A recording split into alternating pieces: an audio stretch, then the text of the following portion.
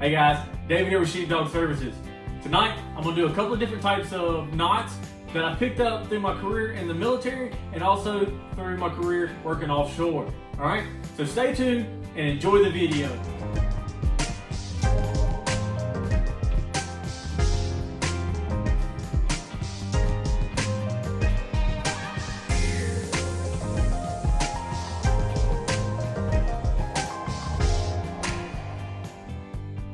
So the first knot I'm going to show you tonight is the Alpine Butterfly. This knot is useful in many different situations. You can put it in the middle of the rope as a 2-to-1 advantage, just to gain a 2-to-1 advantage. I'll go over that in a little bit and show you how that's done. And then also you can use it for tying out on an anchor point in the middle of the rope. If you're in the middle of a climb and for whatever reason you need an anchor point, you can tie it real quick, put a carabiner in it, and you're good to go. If you're climbing the rope and you need a handhold, hey, this is perfect for that too. So let me get right to it and show you how to tie it. What you're gonna do, I'm gonna just grab right here in the middle of the rope. Way I like to do it, there's other different ways to tie it, but to me this is probably the easiest way that I know how to tie it. So all you do is you wrap your hand 3 times, just like so. And whenever you got it like that, you reach in and you grab this middle rope, pull it out. I normally pull it out just past my middle finger. You can pull it back to your wrist, and I just push it up under these other 2 strands. And whenever it goes under, you'll have this little loop sticking out. I try to keep these straight. Put that back right there. And then whenever you pull the 2 tag lines tight, that's the Alpine Butterfly. You can make this loop as big or as small as you need it. It's just depending. All you have to do is just give yourself more slack. But if you look right here, you can see that these 2, they're straight. They're not crossing each other. It's very uniform on the sides right here. So I'm gonna set up a little demonstration of using the Alpine Butterfly and gaining the 2-to-1 advantage. All right. I'm gonna set my rope up here, and then just set the demonstration right here. Give me just a second to get a loop in there. All right, I'm gonna come down. Now you want to tie the butterfly, all right? Just like earlier. I'm gonna do 1 loop, 2 loops, 3 loops, all right? Reach in, under, grab the middle rope, pull out, middle finger length, come back to your wrist, and shove it under all them, and then dress your knot, all right? There you go. Perfect, all right? So now, you wrap it around an object, put your tail rope through the loop, put all up through there, and then you would crank back this way. This is where you would gain the 2-to-1 advantage right here. The knot I'm going to show you is called the Bowline Knot. This is a really good knot. It's a very strong knot. Great thing about it is that it doesn't come undone once you got it tied and cinched down real tight. But then whenever you're ready to untie it, it still comes undone pretty easily. All right, so let me show you one way. There's 2 different ways that I know to tie the standard bowline. So I'm gonna show you the first way, and it's kind of way a lot of people learn the first time. You simply, roll the rope up and make a rabbit hole. The dead end is gonna be called your rabbit. The rabbit comes out of this hole, he goes around the tree, and he goes back into the hole, all right? And then you tighten it up on itself, and it looks like that. That knot right there is not coming undone at all. You can put as much tension on it as you want, and it ain't gonna come undone. You can put as much tension as the rope will handle, all right? Great thing about it, this little knot makes that loop. If you're out boating and somebody falls overboard that don't know how to swim, or you got little kids or something of that nature, you can throw this to them and they can wrap that around them, and now they got a safety line. So that's a really good use of this knot if it ever comes to that. All right, so let's try that one more time. The rabbit makes a hole. My rope's getting a little frayed right there. I'll try it here. Rabbit makes a hole. The rabbit comes out of its hole, goes around the tree, and back into its hole. And then you tighten it up,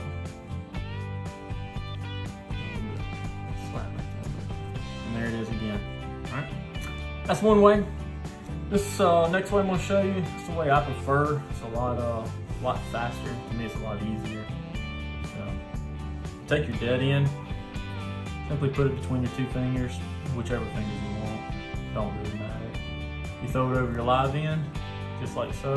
Just flop it over, makes a little, as long as it crosses it. Take your thumb, capture the bottom part, take the top part, roll your hand. When you roll it, it makes the loop.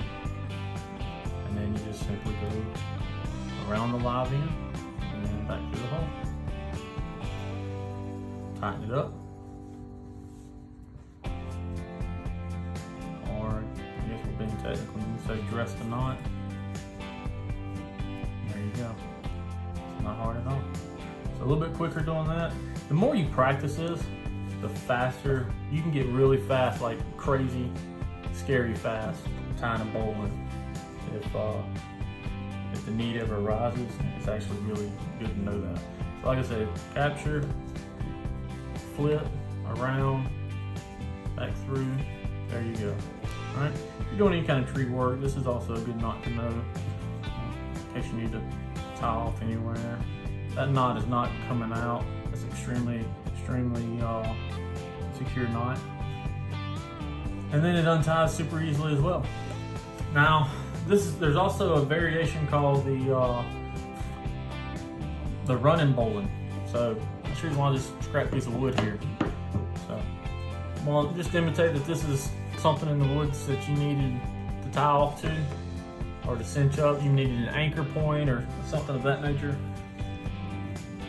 All you would do is you would come over, you'd capture this end with your dead end, capture that by doing like so, and you come over here, you tie the bowline.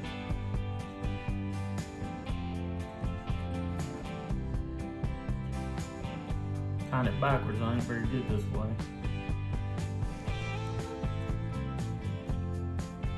That just goes to prove the point that you need to practice doing it both ways. And then you pull on this end and it'll ride up and it'll cinch to wherever you got going it to. And now we know the bowline knot is extremely tough and it's not gonna come undone. And I don't know, maybe you're stuck in a mud hole and you're trying to winch yourself out, or not winch, I guess you'd have a hook. But whatever you're doing, you got a good rope right there with a good loop on it attached to an anchor point that's not going to come undone. And once you get done with the knot, it comes back off super simple. Like I said, you can put as much as the rope can handle until its breaking point, and it's still going to come undone. All right, super simple, just like so. All right, I like doing it this way. I don't know why. It seems to be a little bit easier for me for the live end being my left hand and the dead end being on my right.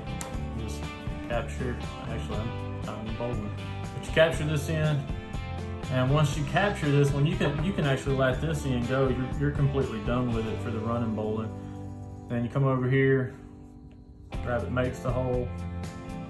See here, I go doing it backwards again. And I don't like doing it this way. But you need to know how to do it both ways. Both sides. Make sure not. And it cinches up and you capture it. Alright.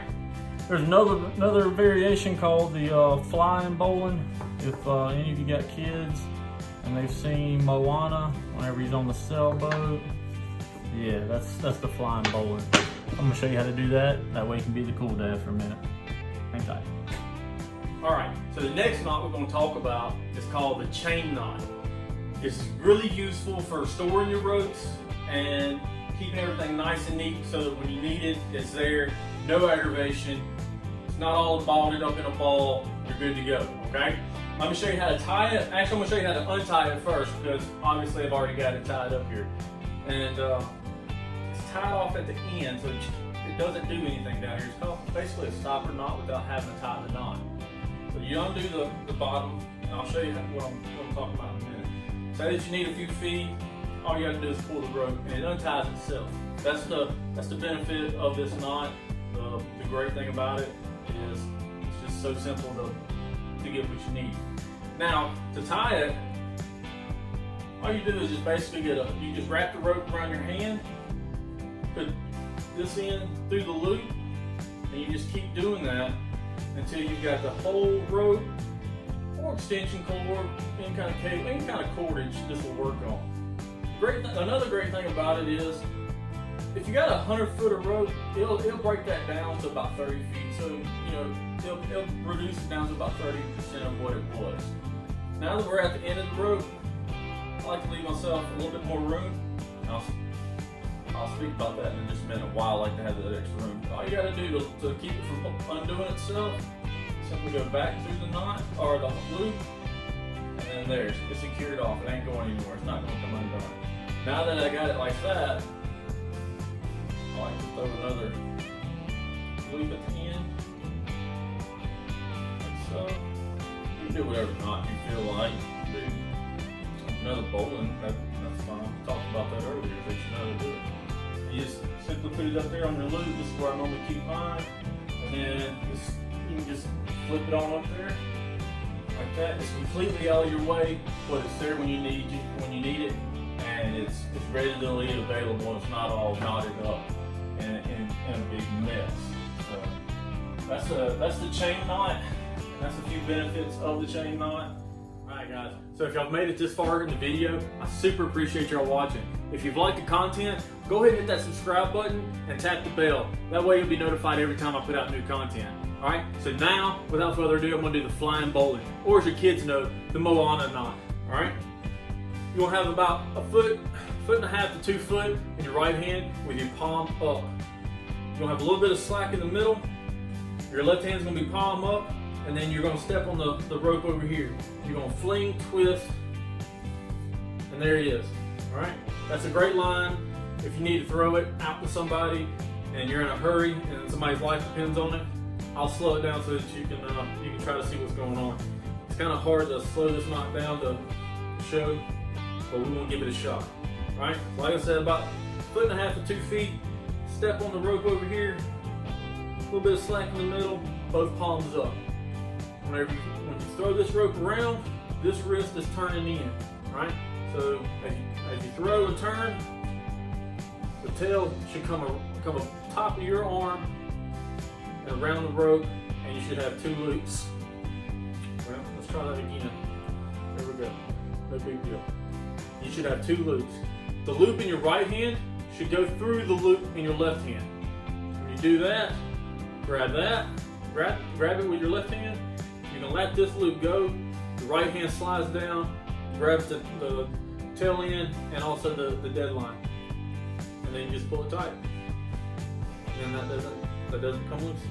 Alright? So one more again.